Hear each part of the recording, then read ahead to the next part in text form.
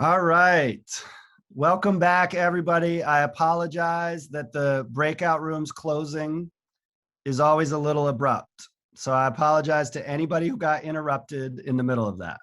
Thank you for your grace and your patience. So what we want to do is, there's lots of good information. And if we just shared, talked about the funders we just researched, we would spend the rest of the time.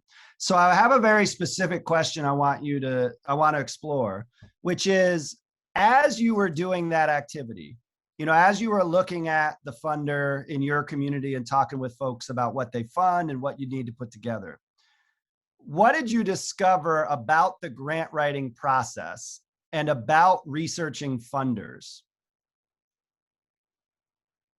Who wants to share? Let's take from a few people. Just go ahead and take yourself off mute or raise your hand if you want to be civilized in that way. We can roll with whatever works. Whatever the easiest way to get your voice in is. Let's hear from somebody who hasn't shared yet.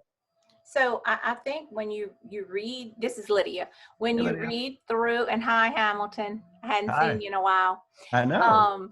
So I think with what you find out is definitely there's only certain things they will fund. They have limits on the amount you can ask for. What else? And then again, also like it's limited to certain areas of the state. Yeah. Yeah, great, right? You can only certain things they'll fund, limited amounts. Often there's a cap on the amount you can ask for and a geographic range. That's great. Who else? What else did you notice as you were doing that activity about the process and the researching of grants? Well, what we talked about, it takes a lot of time, a lot of collaboration, a lot of support, and basically a lot of data to support your rationale, the need for whatever it is you're proposing. So one of the things we were talking about is the community needs assessment, going through and finding out all the different needs of the community, your self-assessment, all the different things that you need to put into the grant to make sure that the person that's seeing it says, hey, there is a need for me to give them this money. Yeah, that's great. Thanks, Lee. And you guys, y'all couldn't see across each other's grants, but for some of you, the community needs assessment is like 5 or 6 pages on some of these big federal grants. And on some of the like Blue Cross Blue Shield or Entergy, it's probably 5 or 6 sentences. So, I'd invite you, if you want, you now have the Google Doc link. You can kind of go look at some of those other ones after the workshop to see, because you just looked at one particular grant. Great. Let me just check the chat, see if anybody has, everyone doesn't qualify. Often there's a very specific process you have to follow to submit a grant. Sometimes you got to notify them you're even working on a grant. Oh, this is Lola Hamilton. Yeah, Lola. In past years, in writing some grants and revisiting them recently, to try to find some funding for early childhood, I've noticed that the grant funding amounts are less, but in place of that, the grants, they're now asking for matching funding. So you are being put in a position to have to really work collaboratively with your agency or seeking other agencies in making it a multiple agency effort to be able to secure that funding. But that's one of the things I noticed in the trend, that is we're moving to more of a matching fund situation rather than full funding from one grant supporter. Yeah, that's great, Lola. Thanks for pointing that out. And we're going to talk a little more about that when we get into the budget, because there are some creative ways to approach that. I see Jen has her hand up. Go ahead, Jen. Hi. So I noticed that, so I've applied for a grant before rather than having written a grant. So I don't know if anybody's heard of the ECHO grant. The state received this grant, and so they allowed people to apply for a portion of it. And I've applied for that before, and it seems like applying for that grant is a very similar process to writing a grant. Yeah. Is there much of a difference there? No, it's the same thing. We generally use those terms interchangeably. I mean, Gotcha. sometimes the writing is the actual writing, and sometimes there's like other attachments and other things you need to do. You need to show up to a webinar and things like that. So you could say all of that is the applying, and writing is the core piece of it. Okay. Cool. All right. Well, let's move on. Hold on, y'all. There's too many of you. I can't see my own slides around you. All right, so let's dive into like what are the core components of a great grant. And so of writing or applying, really this is the writing part. So first off, all funders want clear and realistic goals that address a compelling need. They want a sound and realistic plan that seems well thought out, and they want credibility that shows you could actually deliver on it. And, you know, if it's a grant proposal that's 50 pages long, if it's a grant proposal that's 4 paragraphs, generally they're asking those 3 things some way or another. And that's your job, is to make sure you're communicating clearly. There's a need, I have a plan, it's realistic, here's what it'll accomplish, and we can deliver on that. And you just did some work to look at, well, what does the funder ask for?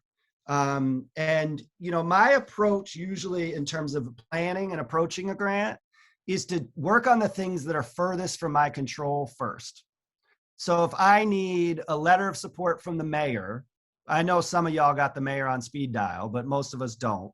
I know I need to, like, before I'm even like writing the budget, which I can control, I need to go get like draft the letter, get that like working through the process with the mayor's office. For others, you know, and sometimes in school districts and things like that, you all have to have a bunch of so you probably want to start the budget process early, even though you know you can write the program design sections no problem. So one thing to think about. The second is, can I, like, what other assistance and what resources do I need to complete this grant? And in some instances with the big federal grants, you may need to actually have a grant writer that is specifically focused on it. The other thing I like to look right up front is, okay, how do we submit this grant? Is there some like portal I need to go set a login up on, you know, or grants.gov and make sure I have a DUNS number and all these things? Or am I just going to send this as an email? Or do I have to make plans to like mail it, you know, and print out a bunch of paper? So you just want to, like, those are usually my first 3 questions in making a plan. And Lizzie, I can't see people's hands and stuff right now. So just call on people or pause me if there are hands.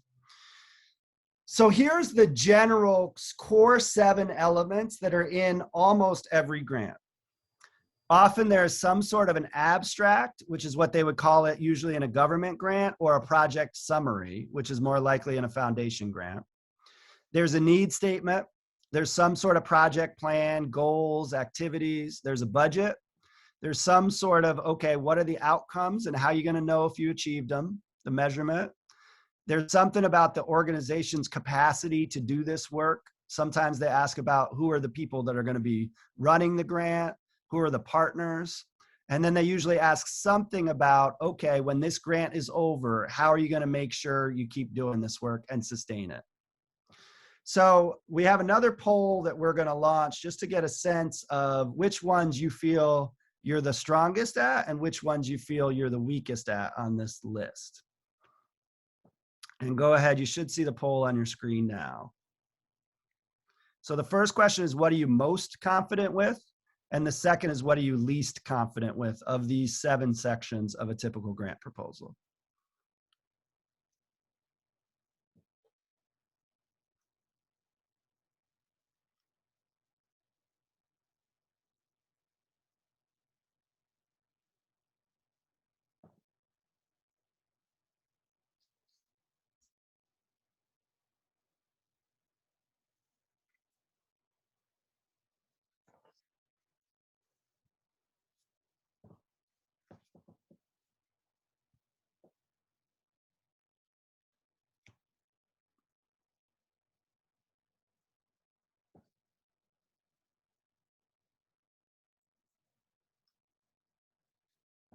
Looks like we got about 15 more of you that haven't done it. And if you're, yeah, thank you. I see you working through it.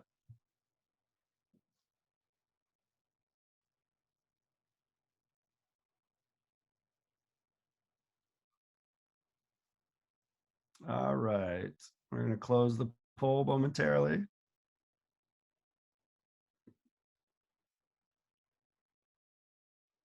All right, so people most confident, the project plan, y'all are program people, the need statement, good amount of confidence, the summary, and the organizational capacity.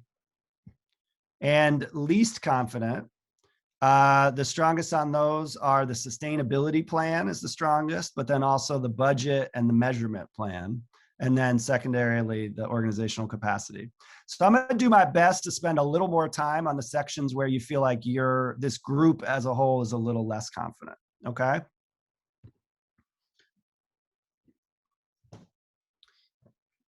So I'm going to move through the abstract and summary pretty quickly. What you see here is what's the objective, which is really to concisely summarize it in a way that's compelling. For a lot of foundations, the board and the folks who make the ultimate decisions don't read anything other than the summary and the budget. So you really want to be able to capture your grant in this. And you can see kind of some of what are the components here that'll often be part of a summary. The way I think, in some ways, if your grant writing is like applying for a job, your summary is your cover letter. This is the thing where you like get their attention and really summarize, here's what we're doing, and you'll see attached with all the details of it. And in government grants, this is the section that will often be made publicly available, that'll be published on their website and things like that. So that's the summary. Then we have the need statement. And, you also said you have some good confidence, Lee and some of you others really talked about the need. The thing to communicate is you want your compelling need to align with the funder's priorities and what your project is. And like we talked about earlier, playground equipment could be framed as it's a safety hazard. It's not, it could be framed as anything from it's a safety hazard that we have old equipment to we want children that are successful in math. I don't have that exact, but I trust that who posted that in the chat, it's out there. Those are two very different, the need statement for playground equipment. Childhood obesity is a third way. So here are some resources. There are some links here with some of the parent and childcare provider research, especially for your Ready Starts, that the Policy Institute has done, that's got like parish by parish needs pages and things like that. Kids Count has great data on lots of child and family indicators. For those that are Ready Starts, you have access data from Child Count, you have your quality data. You all have lots of good data to use. And then, there's many of you know other data in your communities if you're doing a health thing or a safety thing. And, what I often do is when I can't find research, like it doesn't have to be statistics, but I generally try to cite some research study that makes it really like credible. It's not just my opinion. And then when I don't have that, I often will use anecdotes or quotations or references to a newspaper article or something. It may not be hard data in the like quantitative sort of way, but it helps you be able to validate the need. Because really what you're doing here is you want external validation of the need, not just trust me, there's a problem in my community that I need your help to fix. And a good need statement, you really can summarize in 1 or 2 sentences, and you could draw like a really clear line to what from that need statement to what you're doing. Typically when I write a grant, the last 2 sentences of my need statement are what we're doing about it. It's bridging it from here's the need and here's the project we're going to work on that's going to address that need. Any questions about that before we move on?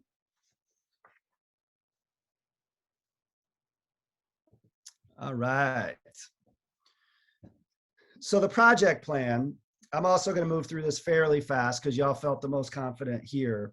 It generally is made up of, the thing here is you want to leave the reader clear, the reviewer, clear on how the program you've designed addresses the need and actually how the program works and what results it will produce.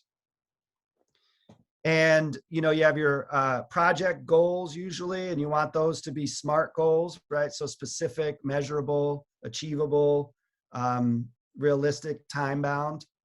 You want to talk about what are your key activities that are actually going, what are you going to do that's going to help realize those goals?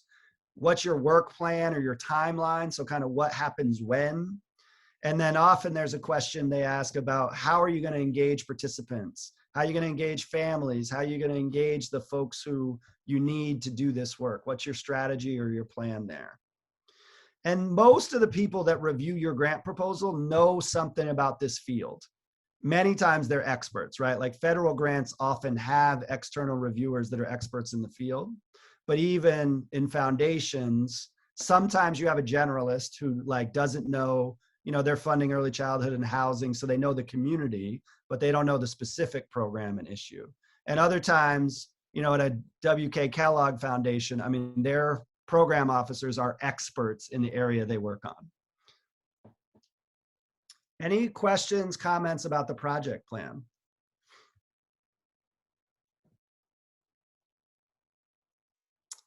Deafening silence. Hope everything's okay and valuable. All right, let's get to the juicy stuff. Because in the world, there's two types of people. There's people who like budgets and there's people who don't. And I think we have a good amount of both. So the way I think about the budget is part of the project plan. And there should be a really clear line. And this is one thing we sometimes get caught in, is if you talk about something in a budget and you don't talk about it in the narrative, it doesn't make sense, and vice versa. So you always want to make sure that the things you say you're going to do, the people you say you're going to have do it, are represented in the budget somewhere, and vice versa. And, basic, you generally want your, I actually do formulas in Excel sheets sometimes with my budgets where I say, here's how much we need your money for. And then I basically do the math around it to say, okay, this project's going to cost $320,000. This is a grant for $100,000. So I'm going to show you a budget that has $220,000 in revenue and needs your $100,000 to finish it. Whether we have the actual money in hand or not, we may say projected, expected, requested about some of the other money. But you want it to be balanced. And you generally want to have a whole that is the size of the amount you're asking for on the revenue. And then you see the notes here about is it reasonable and necessary? Do you really need to, spend $1,000 on food for a workshop with 10 people? Probably they're going to push back on that or question you, So, and then, to somebody's question earlier about you want it leveraged. So, a lot of them are actually asking specifically for matching funds, but generally funders don't want to be the first person to fund a project and they don't want to be the only. So what are some ways you can show leveraged money if this is the first grant you're writing? Go ahead and post in the chat from a couple of people. What are some ways you could show that you have other investment in a project if this is the first grant you're writing for it?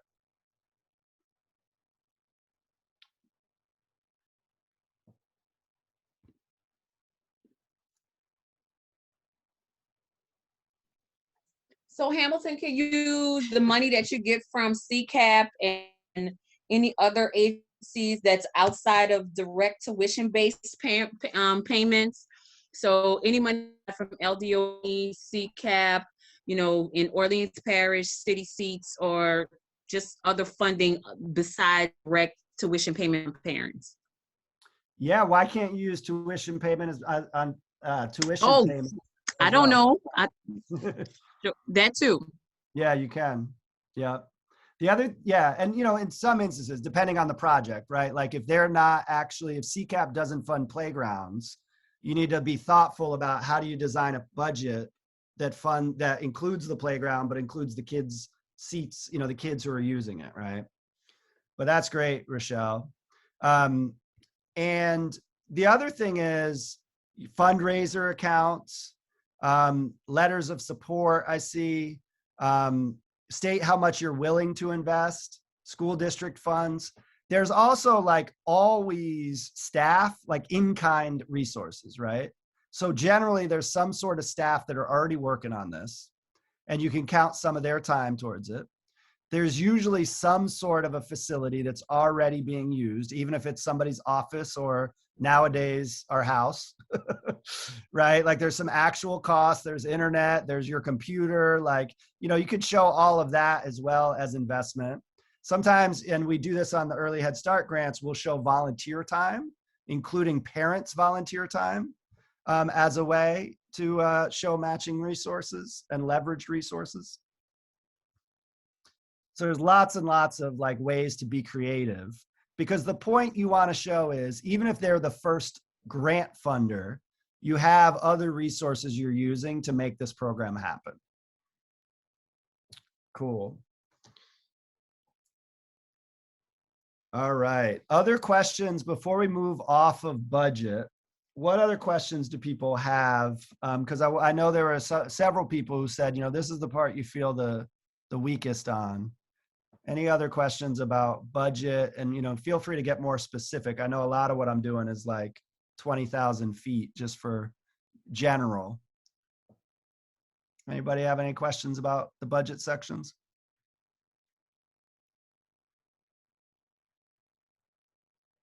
Cool. You know, always check your math, always make sure, you know, I do an Excel and it totals, but occasionally as I'm working on it, I forget to include a line. You know, you always want to kind of really just make sure if somebody that doesn't know anything about this project is going to pick it up, is there anything that's going to show up as a red flag? And, you know, you could do lots of creative ways to like name things as well, you know, so that it's clear how that is connected to the project. You know, so the things, not to like bend rules, but like, you know, the supplies, you know, there's lots of things that can fit under like a materials and supplies line item that, you know, you could include there. So, you know, you also just want to think about if somebody stranger is picking up the budget and that's all they're looking at, will they kind of get a sense of, oh yeah, this seems like feasible, seems what it would take to make this project happen. All right, cool. We're going to move on. All right, this was the big red one. This one and the, what was it? The sustainability. So the outcomes and measurement. So really what you want to do here is communicate what difference this grant is going to make and how you're going to know it made that difference. And I generally think about it in 3 levels. The long-term vision, right? So the long-term vision is every, you know, child that needs it under age 4 in my community has access to a high quality early care and education. That's like the big picture. This grant is going to help you move towards that vision. But this grant, you're not promising that by the end of some 3-year grant, right? So there's the long-term impact. And I always really want to frame whatever impact we're talking about as an important step along the way towards the long-term impact. And then you want to talk about what are the grant outcomes. So by the end of this grant, here's what will be accomplished. The playground will be completed. You know, we will have completed professional development, at least, you know, 20 hours of professional development for at least 40 teachers across our community in approaching proficient centers. You know, so what is the outcome that will be completed by the end of the grant period? And then what are the outputs? And actually at some level, I think what I just said was an output more than an outcome, right? The outcome is teachers are better equipped to provide quality instruction. The output is we did 5 professional development sessions with 20 teachers each, you know, over the course of 6 months. And sometimes folks will ask you to put this into like a logic model, which is like a chart of it. And other times you'll just write it in a narrative. And then the final question they ask you is, okay, how are you going to know if you achieved it? And sometimes, you know, we keep internal records. We have this little like spreadsheet we track. You know, we have child count is one of the ways we'll know. We have, you know, class assessments that are being done, maybe another way. You know, staff will go look and make sure the playground's built and kids are using it. You know, so there's lots of ways you could kind of measure and, you know, confirm that the outcomes are achieved. So what questions do people have about this section of the grant?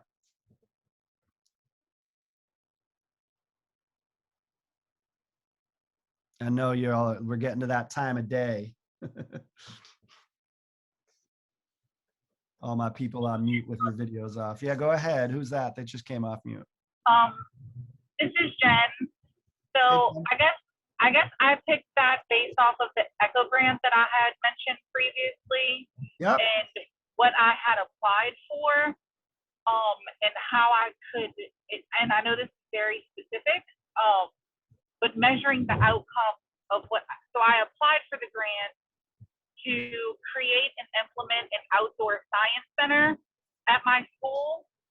So like how could I measure the long-term effects of an outdoor science center?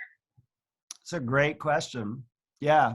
Well, I would assert that one of the ways, I mean, you know, hypothetically, you could measure it somewhere down the road on those children and their science scores, hypothetically, right? You probably can't go find their third grade scores 5 years from now, right? But that's one way you could.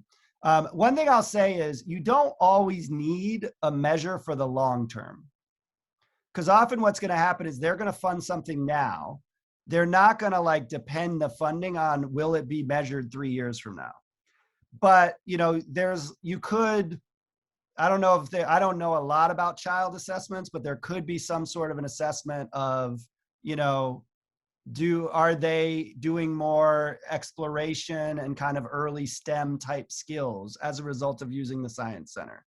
You know, you could have a parent fill out a survey once, you know, at some point and say, you know, does your child talk about the outdoor science center? Does, you know, like that sort of thing, right? So the grant outcome is, the output is the science center's built. The outcome is that it's being used and making some sort of a difference with the child. And then the long-term outcome is something in the realm of children now have greater science literacy or, you know, exploration and discovery kind of interest and enthusiasm and skills.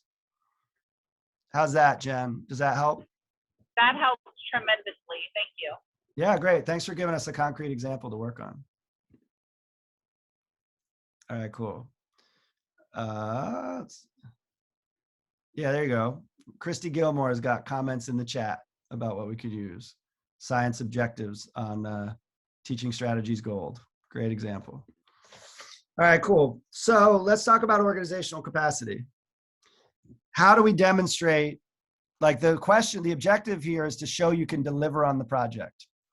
Let's hear from a couple people. What are some of the ways you would show a funder that you can deliver on a project?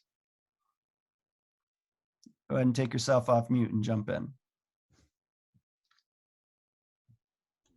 You could show pictures, videos, newspaper articles, newsletters. Yep. Now, one thing, social media posts. Yeah, it's great. Now, one thing, Desiree, though, you want to be thinking about is usually what this is in the application. So sometimes it's like, yes, we've been doing this and here's evidence we've done it, right? Like you're saying, pictures and social media posts and newspaper articles. Other times it's, hey, we're going to do it, but we haven't done this specific thing yet. So if you haven't done that specific thing yet, then what might you use?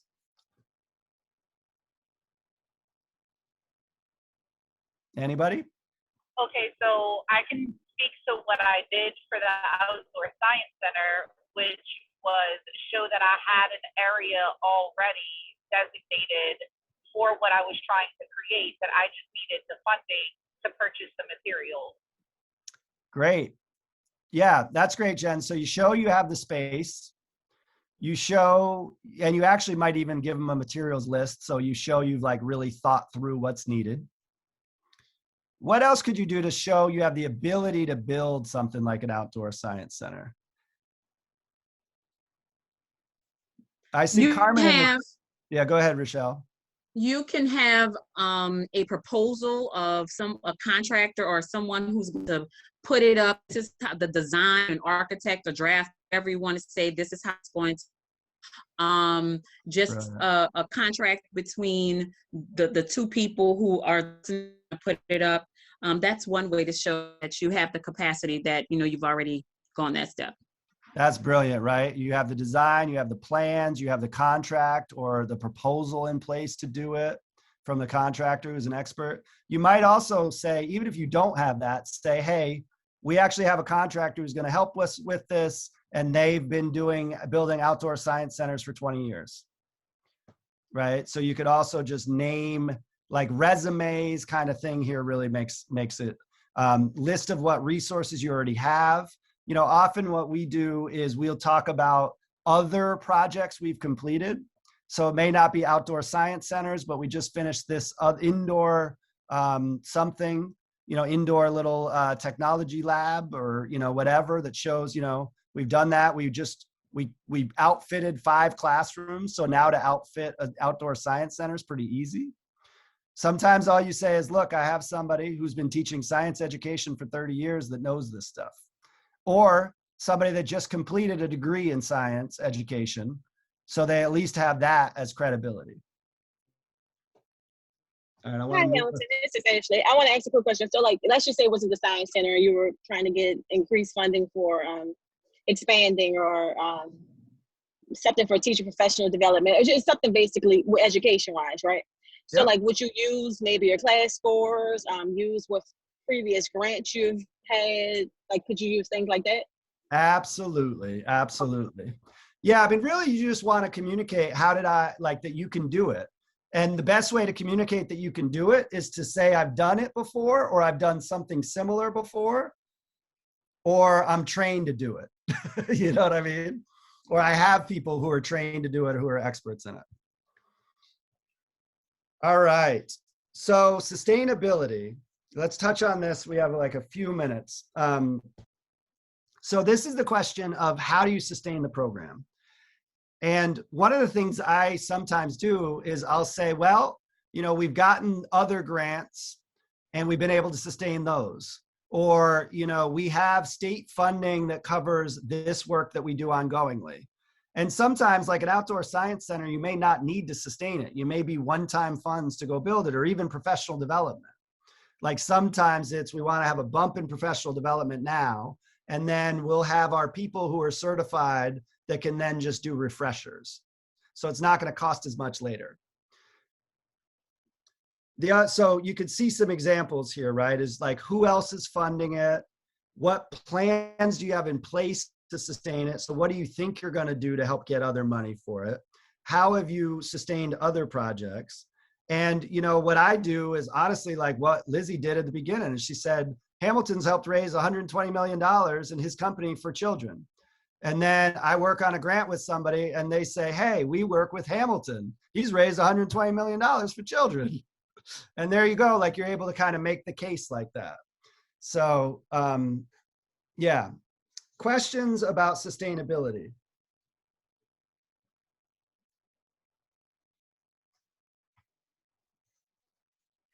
All right. So as we're wrapping up, there's a couple last slides here. One is just a list of typical supporting documents. And, sometimes it takes something when I'm at a place with most of my clients where I have an electronic folder that has every one of these documents in it. But when you're not regularly writing grants, you need to build this folder. Don't skip over it because sometimes this is going to take a while to pull all these things together. I'm not going to go through them one by one just for time. And then just, some final closing tips here, about following the instructions, being really concise. Like, I'll often write and then I'll go back over it and say, do I really need to say this? What am I trying to say here? And try to get it close, tighter. I generally write in present tense, not we will, but we are.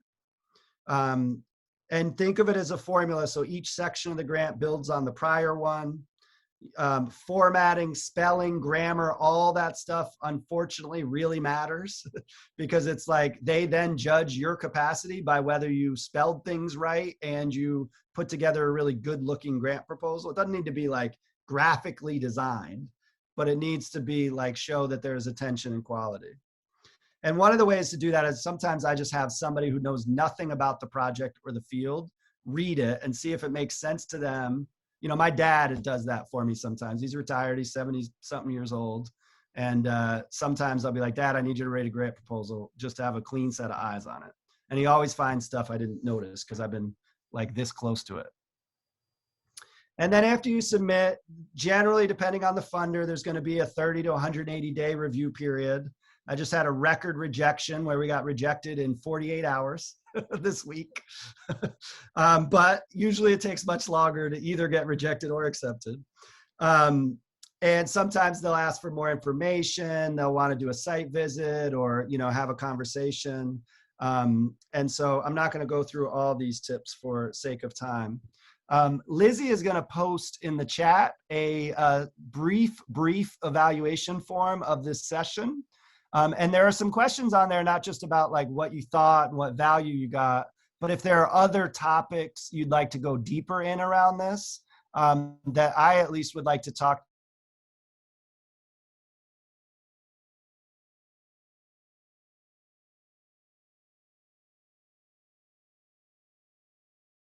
What you could have done better or why you were rejected? I always ask, even if they don't offer, I always ask. And sometimes they won't give it to you. Sometimes you can get it like off the record by talking to the individual person. And sometimes you can get like the written reviewer form. But absolutely, what happened? Why didn't you fund me? And that's the most important question when you get rejected. Because, you know, a lot of the grants I've written, it took us 2 or 3 times to get them, you know, and you go back every 6 months or every year, and sometimes with the same project. So you should have in the chat the evaluation form. And I will stay on for people who have questions before, you know, I'll stay on as long as we need to answer any individual questions. But I want to just check and the evaluation form. And then for those of you that would like to hear, if you have any questions, or if you have any anything particular that you're like, this really made me think about, or like a big takeaway you want to share from the training. Hamilton, I wanted to just point out one thing, and I pointed it out in our small work group. I know some of the grants, a lot of times will say if you're a nonprofit, you can apply and you're eligible. So being a school district, we thought we definitely were a nonprofit, but we actually do not have that classification on paper and have a 501(c) number. C3. So yes, Yeah. so we had to work with another group who had that, and that was like through our R&R and run the grant through them. But sometimes, like, you know, that's a last minute thing and you're scrambling because the whole time you think you are a nonprofit, but you truly are not. So just out there for anyone who's in a school district, that may apply to you also. Thanks, Lydia. That's really great. I appreciate you bringing that up. Nothing more frustrating than doing all that work and then realizing it right at the end and maybe not even being eligible. May I piggyback off of that for a second? Yes, I think so. Okay, so I run a privately owned center, so we're definitely a for-profit model. Yep. And I have come across that very thing while searching for grants before. So I have a community partnership with a nonprofit. So that was kind of my end, just a little tip for other for-profit private centers. So who I'm a community partner with is Family Promise of St. Tammany, which what they do is house homeless children and their families. And where I come in is the number one problem that these families face is that if they get a job, well, where do their children go so that they can go to work? And so I provide that service to them, and I don't charge them whatever the difference is between CCAP and what our tuition is, and that's considered my in-kind donation to the nonprofit organization. And through that community partnership is how I overcome that very issue. Great, great. Thanks for that example, Jen, and thanks for raising that. That's right on. Yeah, there's always a way. There's always a way. Well, I know it's 4:31, and I want to say thank you for your time, for your questions, for your participation, and most importantly, I just want to say thank you for the work that you do every day.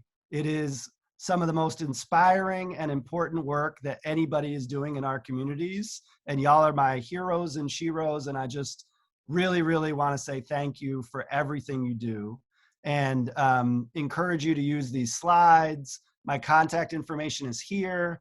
Feel free to email me, call me, reach out to me. If you have questions as you're working on grants, I'm happy to give you my opinion on things. And then if you have big grants that you actually want to get somebody to help with, I'm also can be available. Me and my team can be available for those sorts of things. So with that, that'll be kind of the completion of the formal part of the training. Anybody that has specific questions for me, we could stay on for another 10 or 15 minutes.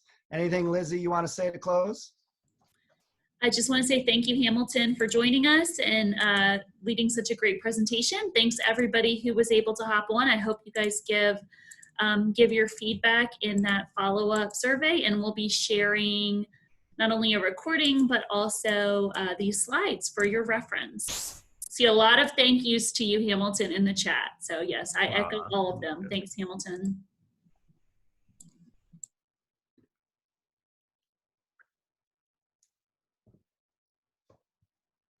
And now I see a question in the chat.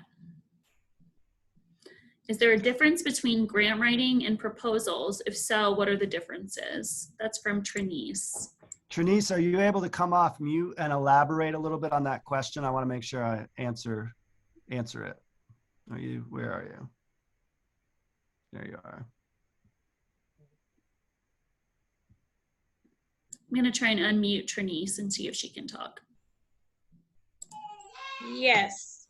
Y'all can hear me? Yes, we can. Okay. So I have an opportunity to write a proposal, and I'm just trying to figure out the differences, or if it's any, or if it's the same thing. Yeah, it depends on can you say who the proposal is to? It's to a church. Yeah, I would say most of this applies. Sometimes grants have a much more specific format to them. Okay. But, I think you still want to communicate all the things we talked about today in the proposal. All right. Thank you. Yeah, certainly. Anybody else? Other questions? Jen, did you have a question? I do. It's not for the greater of the group. All right. Sounds like you want to have a private conversation about that question. Yes, if you don't mind. Cool. Yeah, we could do that. We could just go into breakout room in a minute, but let's see who else has questions, if you can hang tight. Thank you. Yeah. Do others? LaKenya, Monica, Brenda, Angelique, Ashley?